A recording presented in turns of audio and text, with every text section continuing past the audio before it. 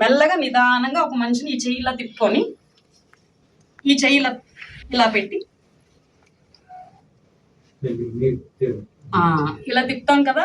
ఇలా ఉంటే ఉండగలుగుతారా? ఉండరు. అలాంటప్పుడు పై కాల్ని మడిచి ముందుకు వదిలేస్తే కింద కాలు స్ట్రైట్ గా పెట్టి పడుకోమాట. పడుకున్నప్పుడు మనం చూసాం మర్చమ్మా, మోకాలు మర్చు, ఇలా ఉంటే దీన్ని రికవరీ పొజిషన్ అంటారు. ఏదున్నా బయటికి వచ్చేస్తుంది, ఊపిరితిత్తుల్లోకి వెళ్లకుండా ఉంటుంది. అంటే మీకు పల్స్ ఉంది, బ్రీతింగ్ ఉంది, కానీ పేషెంట్స్ స్పృహలో లేరు. వేరే కారణాలు ఏమైనా ఉండొచ్చు కదా, ఫిక్స్ లాంటివి వచ్చి పడిపోయి ఉండొచ్చు. ఇది చేస్తాం, చేసి ఇలా పడుకోబెట్టి ఎప్పుడు దాకా సరే సిపిఆర్ చేసాము, హార్ట్ స్టార్ట్ అయింది, మీరు వదిలేసి వెళ్ళిపోకూడదు.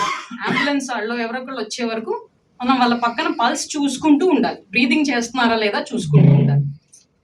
ఒక్కళ్ళకి ఉపయోగపడగలిగినా ఎవరికి మన వాళ్ళకే అవసరం రావచ్చు. ఓకేనా? ప్రాక్టికల్ గా అటు వెళ్దాం, అటు వెళ్ళి చేద్దాం. ఓకేనమ్మా? ఇప్పుడు ప్రాక్టికల్